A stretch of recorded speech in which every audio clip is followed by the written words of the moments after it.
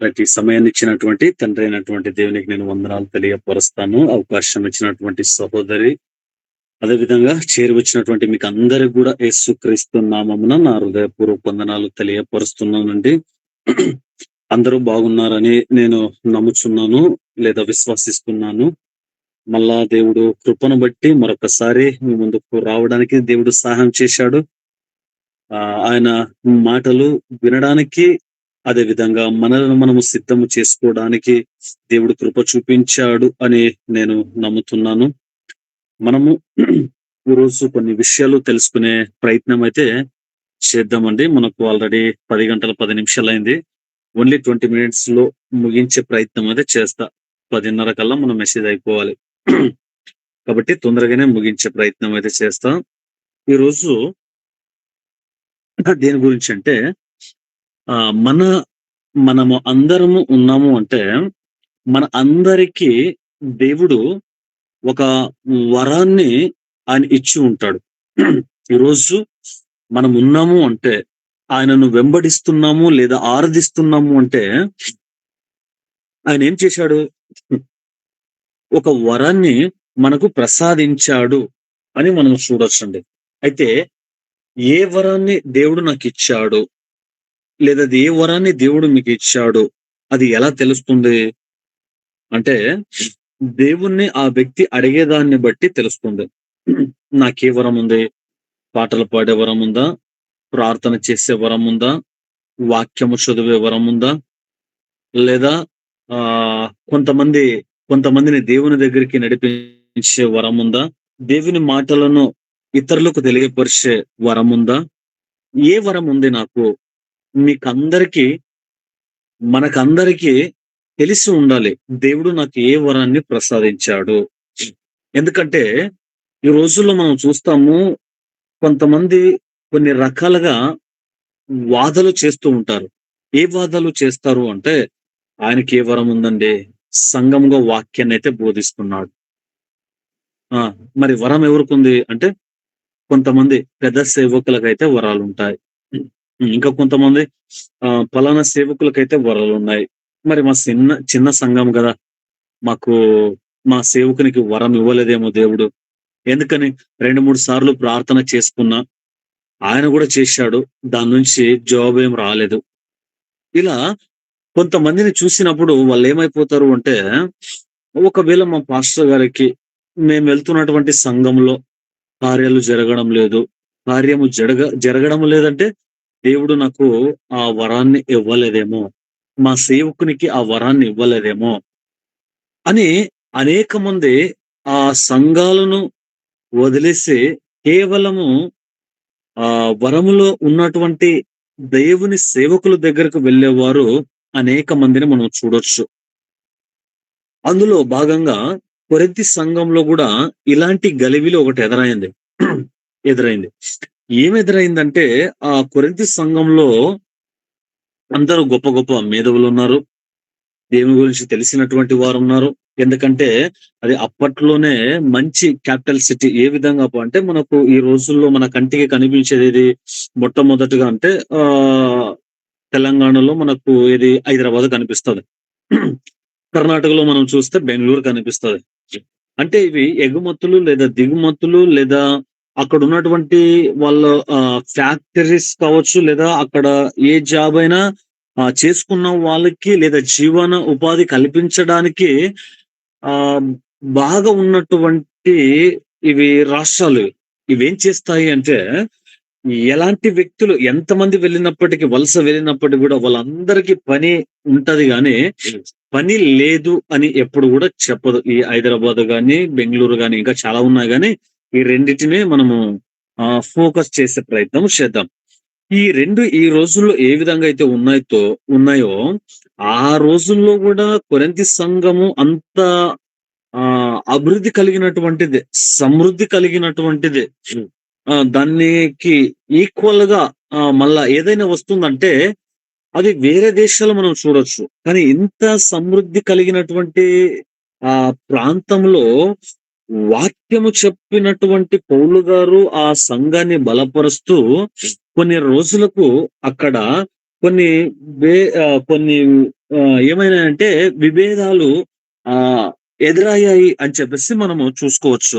అలా విభేదాలు ఎదురైనప్పుడు పౌలు గారు వాళ్ళకు తెలియపరుస్తాడు.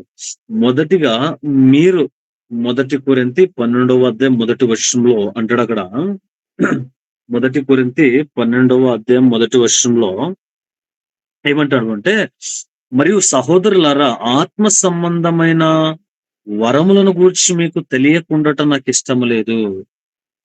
అంటే ఆత్మ సంబంధమైనటువంటి వరములు ఉన్నాయా అంటే, యెస్, ఆత్మ సంబంధమైనటువంటి వరములు ఉన్నాయి. అవి మీరు తెలుసుకోవాలి. మరి తెలుసుకోవాలి అంటే ఈరోజు మనము నిజంగా తెలుసుకున్నామా నాకు పలానా వరం ఉందని? తెలుసుకోలేనటువంటి స్థితిలో అయితే మనం ఉండకూడదు. ఎందుకు ఉండకూడదు అంటే, మొన్న మొన్న సండే రోజు ఒక సహోదరి సాక్ష్యం చెప్తుందామె. ఏం చెప్తుందంటే, అంతకుముందు పోయినటువంటి ఆదివారం రోజున ఒక 15 మందిని బాప్టిజం ఇవ్వడానికి సిద్ధం చేసినప్పుడు అందులో ఒక 12 మంది, 13 మంది ఏమైనారంటే వాళ్ళు తీసుకోలేదు. కొన్ని కారణాల వల్ల. ఆ కారణాలు మనకొద్దు గాని, కేవలం ఇద్దరు మాత్రమే తీసుకున్నారు. ఇద్దరు తీసుకుంటే అందులో ఉన్నటువంటి ఆమెకు భర్త లేడు. పిల్లలు ఒక నలుగురు, 5 మందున్నారు. 5 మందిలో ఒక పెద్ద కుమారుడు ఏమంటున్నాడంటే వాడు, "నువ్వు వద్దన్నా గూడా బాప్టిజం తీసుకున్నావు. పలానా దేవుడిని నువ్వు నమ్ముకున్నావు, మందిరానికి వెళ్తున్నావు కాబట్టి నా ఇంట్లో ఉండడానికి వీల్లేదు." ఖచ్చితంగా చెప్పేసాడు ఆ కుమారుడు. "నా ఇంటికి నువ్వు రాకూడదు, భోంచేయగూడదు, మా ఇంట్లో నువ్వు పండుకోకూడదు, మా ఇంట్లో నువ్వు ఉండకూడదు. కాబట్టి ఆ చర్చ్ వాళ్ళెవరైతే ఉన్నారో అక్కడికెళ్ళు. వాళ్ళే భోజనమేస్తారు. వాళ్ళే నీకు అన్ని సదుపాయాలన్నీ గూడా కలిగిస్తారు. నీకేది కావాలన్నా వాళ్ళే తెచ్చిస్తారు" అనే విధంగా మాట్లాడాడు. మాట్లాడితే ఆమె చాలా ఏడ్చింది. ఎందుకు బాప్తిజం తీసుకున్న తర్వాత ఈ విధంగా మారాడే? తీసుకునే సమయంలో నేను అడిగాను కదా! తీసుకోమన్నారు. కానీ ఇప్పుడెందుకు ఇలా అపోజిట్‌గా మారిపోయాడు అని ఆలోచన చేసి ఆమెకి బాధ వచ్చి ఆమె ఏం చేసిందంటే ప్రార్థిస్తుంది. అలా ప్రార్థిస్తున్నటువంటి సమయంలో ప్రార్థన చేసింది, దేవునికి మొరపెట్టింది, దేవుని దగ్గర గోచాడింది, లేదా దేవునికి తన కష్టాన్ని తెలియపరిచింది. తెలియపరిచినప్పుడు అలా ప్రార్థన చేసి ఇంకా ఎప్పుడు నిద్రపోయిందో పోయింది గానీ, ఆదివారం రోజున మందిరానికొచ్చింది. ఆదివారం రోజున మందిరానికొచ్చి ఆమె సాక్ష్యం చెప్తుంది. ఏమని సాక్ష్యం చెప్తుందంటే, ఇలా నా కుమారుడు రాత్రి నన్ను తిట్టాడు. ఈ విధంగా ఇంట్లో ఉండొద్దు అని నన్ను బయటికి పొమ్మను అని చాలా విషయాలు మాట్లాడాడు.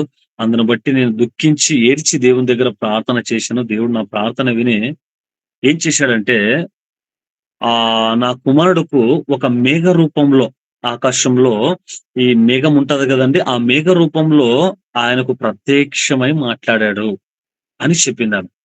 అలా మాట్లాడినప్పుడు ఆహ్, ఆ యవ్వనస్తుడి దగ్గర అనేక సార్లు నేను మాట్లాడిన, "రా మందిరానికి, దేవుడిని నమ్ముకో" అంటే నెగ్లెక్ట్ చేసేవాడు.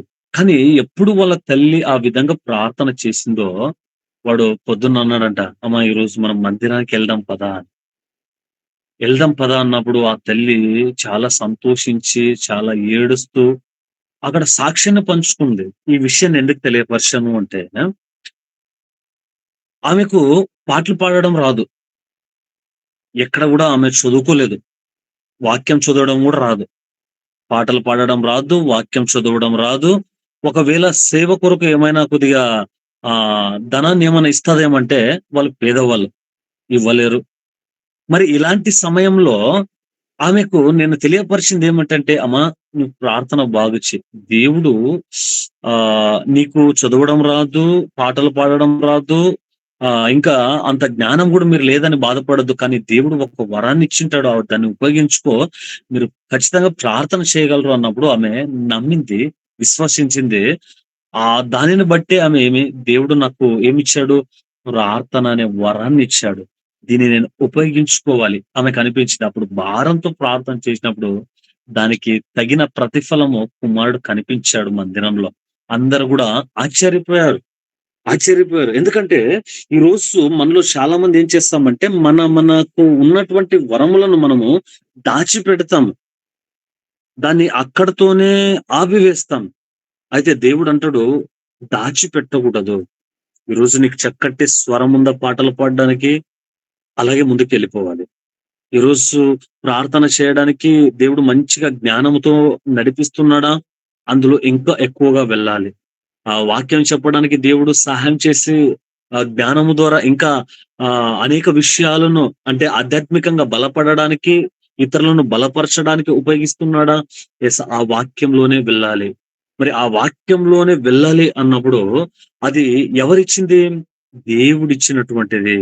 నేను ఇదిగో నీకొక వరాన్నిస్తున్నాను. దాన్ని ఉపయోగించుకో. సరైనటువంటి రీతిలో ఉపయోగించుకో. మరి మనం ఉపయోగించుకుంటున్నామా మనకివ్వబడినటువంటి వరములను?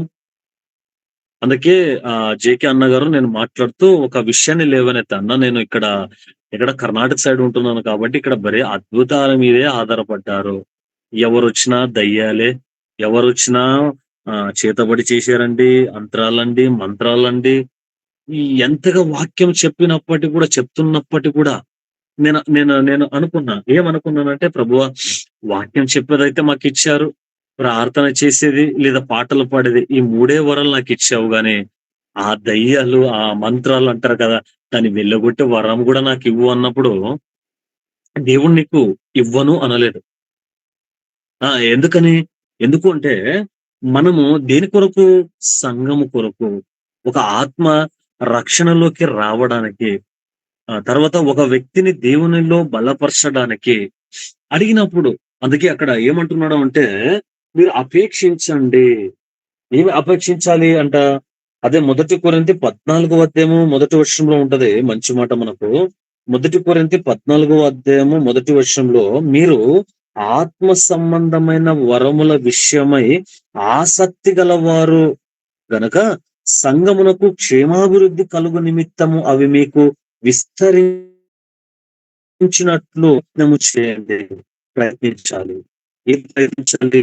ప్రభువా నీ వరములతో అప్పుడు మనలో కొంతమంది ఏమంటారంటే, దేవుడు మనకిచ్చాడు కదండీ వరములు. ఏ వరములు? అంటే ఆత్మ ఫలములు అని తీసుకొనొస్తారు. గళితీయులకు రాసిన పత్రిక 5వ అధ్యాయంలో ఉంటది. అక్కడ ఉన్నటువంటి విషయాలను తీసుకొచ్చి మరి ఇచ్చాడు కదా 9 అంటారు. మరి ఇచ్చినటువంటి 9 అంటే దాన్నే ఆత్మ ఫలములు అని కొంతమంది దాన్ని బోధించారు. దాన్ని నేను తప్పు అని నేను చెప్పడం లేదు గానీ, ఆ విషయాలను తీసుకొస్తున్నారు ఎక్కువ శాతం. కానీ ఇక్కడ పౌలు గారు ఏమి తెలియపరుస్తున్నాడు అంటే, మీరు తెలుసుకోవాలి. ఏ విషయాలు తెలుసుకోవాలి? అంటే ఆయన తెలియపరుస్తూ అదే 1 కొరింథీయులకు రాసినటువంటి పత్రికలో 12వ అధ్యాయంలో ఆయన తెలియపరుస్తూ ఏమంటున్నాడు అంటే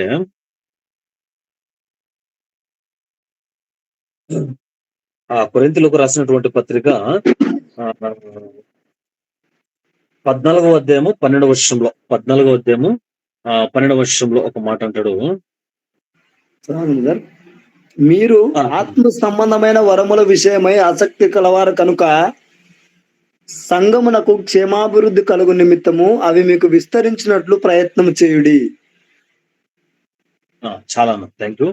ఇక్కడ మనము చూస్తున్నటువంటి విషయం ఏదైతే ఉందో దాన్ని అలాగే పట్టుకొని ఇప్పుడు అదే 1 కొరింథీ 14 మొదటిలో చూస్తే ప్రేమ కలిగి ఉండుట ప్రయాసపడుడి, ఆత్మ సంబంధమైన వరములను ఆసక్తితో అపేక్షించుడి, విశేషముగా మీరు ప్రవచన వరమునే అపేక్షించండి అంటాడు.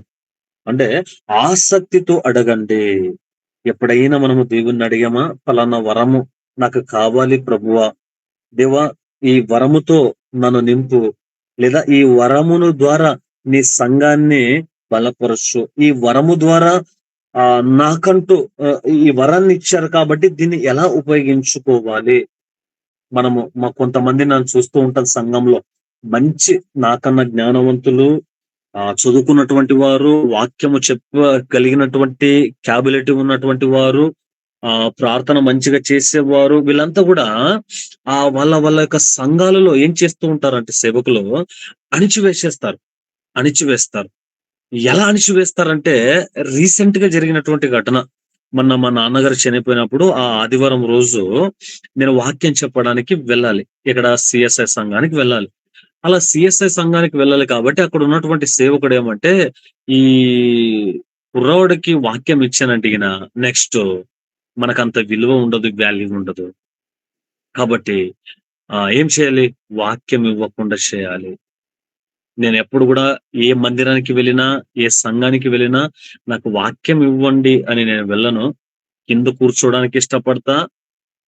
నలుగురితో పాటే ఉండడానికి ఇష్టపడతాను. అది దేవుడు నాకు నేర్పినటువంటి ఒక పాఠం అది నాకు నా జీవితంలో. కాబట్టి ఏ సంఘానికి వెళ్ళినా నేను అడగను. వాళ్ళే మీరు చెప్తారా అంటే, ఓకే బ్రదర్, ఓకే పాస్టర్ గారు చెప్తా అంటా. కానీ అక్కడికెళ్ళిన తర్వాత అక్కడ కూర్చున్నటువంటి వాళ్ళందరూ అన్నారు, వినోద్‌కు వాక్యం ఇస్తే సరిపోయేది గదా! వాళ్ళకిచ్చారు. చాలా మంది. కాపరి మాట్లాడలే. కానీ అక్కడ సంఘంలో ఉన్నటువంటి వాళ్ళు మాట్లాడినారు. ఇస్తే బావుంటది గదా! ఇచ్చింటే బాగుండేది గదా! అయిపోయిన తర్వాత అడిగారు. ఎందుకివ్వలేదు మీరు? ఎందుకివ్వలేదు? అంటే మన సంఘంలో లేడు. ఒకే మాట సింపుల్‌గా తేల్చేశాడు. మన సంఘంలో లేడు. మరి ఏ సంఘంలో ఉన్నాను? సాతాను సంఘంలో ఏమైనా ఉన్నానా? తిరిగే వాళ్ళ బ్యాచ్ ఉంటది కదా! ఆ సంఘంలో ఏమైనా ఉన్నానా అంటే, లేదు. హోలీవే మినిస్ట్రీ అని చెప్పేసి ఒకటుంది. అందులో ఈయన పరిచర్య చేస్తున్నాడు కాబట్టి, ఈయనను మేము యాక్సెప్ట్ చేయలేము. ఉదాహరణ ఏమంటే ఉదాహరణ ఏమంటే, అక్కడున్నటువంటి కొంతమంది ఒకవేళ ఇందులో ఎవరైనా బీఓఈవై వాళ్ళకు సంబంధించినటువంటి వాళ్ళుంటే మీరు బాధపడొద్దండి. ఆ యూత్‌ని ఏం చేశానంటే, వాళ్ళు సంఘాలను విడగొట్టే సమయంలో ఒక మినిమమ్ 30 మెంబర్స్ యూత్‌ను సంఘం విడిపోకుండా ఇదిగో ఇది గూడా దేవుని వాక్యమే. ఇది గూడా వాళ్ళకన్నా గొప్పగా చెప్పగలిగినటువంటి సేవకులు మన దగ్గరున్నారు అని ఒక 2, 3 నెలలు కంటిన్యూ‌గా వాక్యాలు బోధించి ఆధ్యాత్మికంగా బలపరిచాం. వాళ్ళకు తెలుసు. కాబట్టి ఉన్న కాడ సంఘాలు విడిపోలేదు. గొడవలు పడలేదు. 2 సంఘాలుగా చీలిపోలేదు. ఒకవేళ అలా అయినటువంటి వ్యక్తులను గూడా ఒకటే నిలబెట్టాము. ఒక్కరిగా సంఘంలో ఉంచాము. ఈ అన్ని విషయాలు ఎందుకు తెలియపరుస్తున్నానంటే, అక్కడ గుర్తించాలి. సంఘములో ఈరోజు ముఖ్యమైనటువంటి దేవుడు ఒక వ్యక్తికి వరాన్నిచ్చాడంటే దాన్ని ఉపయోగించుకోవాలి మన సంఘానికి. చాలా ప్రాముఖ్యమైనది. అయితే కొంతమంది సేవకులేమంటే, మేముంటే చాలు. ఆ! మాదే, మా పిల్లలదే. అలా ఎక్కడ గూడా మనకు బైబిల్‌లో కనబడదండి. అలా ఎక్కడ గూడా బైబిల్‌లో మనకు కనిపించదు. ఎందుకని? మనకు సంఘంలో అనేక మంది వచ్చిన తర్వాత ఖచ్చితంగా వాళ్ళ టాలెంట్‌ని గమనించాలి. ఒకటి సిపి మీటింగ్ అని ఒకటి జరిపిస్తున్నాం. దాంట్లో నేను తెలియపరిచా వాళ్ళకు. మీరు ఇక్కడున్నారంటే మీకు ఏ తలాంతు దేవుడిచ్చాడు అంట. లేదా ఏ వరం మీరు కలిగున్నారు అంట. అప్పుడు దేని మీద ఇంట్రెస్ట్ అంటే కొంతమందంటారు కాంగో మీదండి. ఇంకొంతమంది కీబోర్డ్ మీద. ఇంకా కొంతమంది గిటార్ మీద, ఇంకా కొంతమంది పాటల మీద, ఇంకా కొంతమంది ప్రార్థన మీద, ఇంకా కొంతమంది సహాయకులుగా.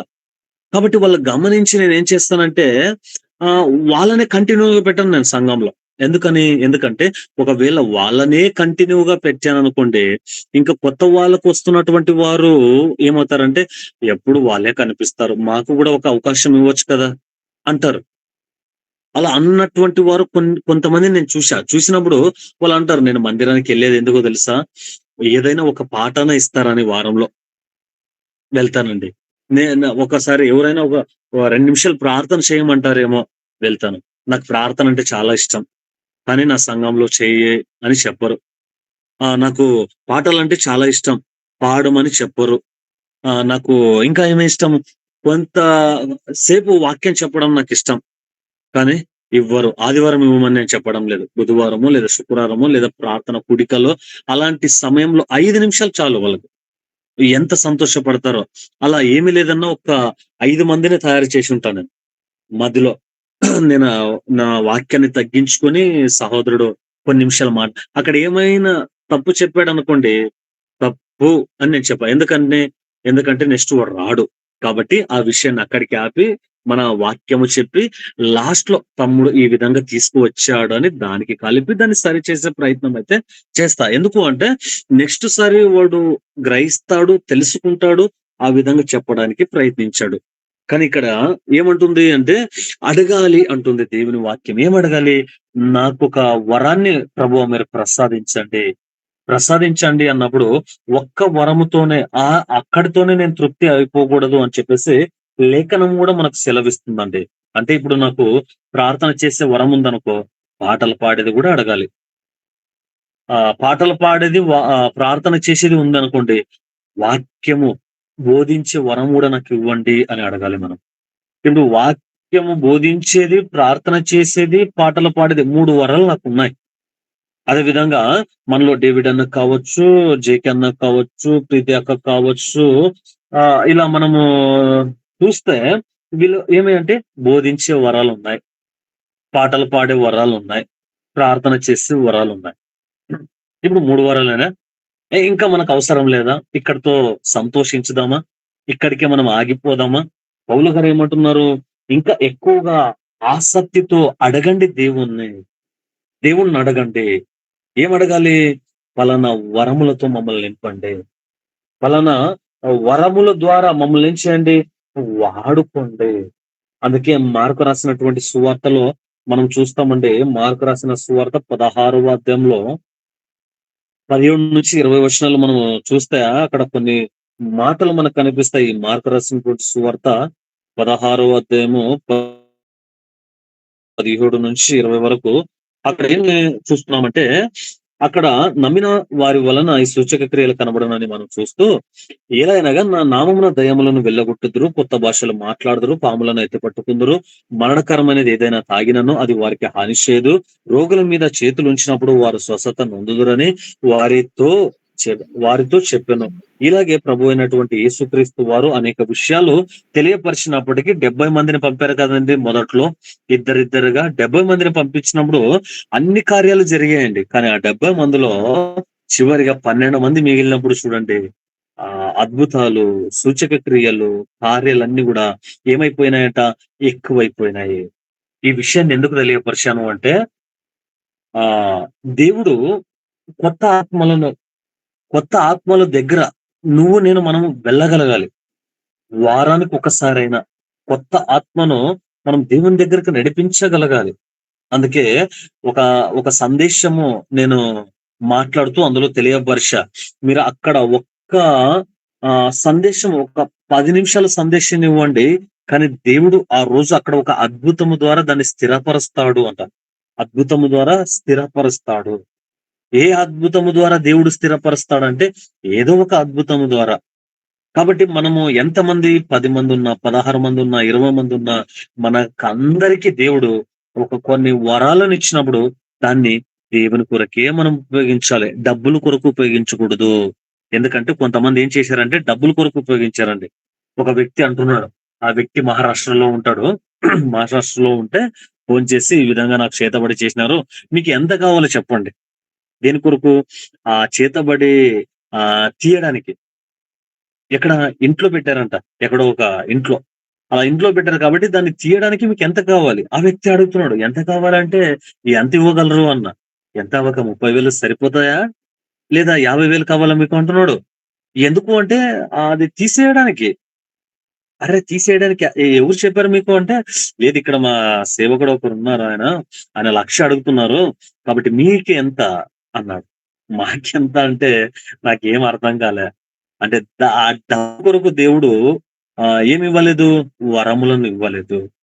అయితే మనము ఈ రోజున అలాంటి చెడు దానికి మన మనస్సు గాని, మన యొక్క అడుగులు గాని వేయడానికి వీల్లేదు. కాబట్టి ఆ వ్యక్తికి చెప్పా, డబ్బులు అలాంటివి ఏమి మేము తీసుకోము. దేవుని వాక్యం మాకు సెలవిచ్చింది. ఉచితంగా తీసుకున్నారు, ఉచితంగా పొందుకున్నారు, ఉచితంగా బోధించండి, ఉచితంగా ఏమైనా కార్యాలు జరిగిస్తాను అని దేవుడు చెప్పాడు కాబట్టి ఆ శక్తి నాలో లేదయ్యా. యేసుక్రీస్తు చిత్తమైతే దేవుడు దాన్ని తీసేస్తాడు. ఆయన చిత్తం లేకుంటే నేనేం చేయలేను అన్నా. మీరెలాంటి పాస్టరు? మీకు ఆ శక్తి లేదా? ఆ పవర్ లేదా మీకు? మాకు పవర్ ఉంది, శక్తి ఉందని ఏ లేఖనం మనకు తెలియపరుస్తాయండి? ఏ లేఖనాలు కూడా తెలియపరచవు. అక్కడ ఉండేదెవరు?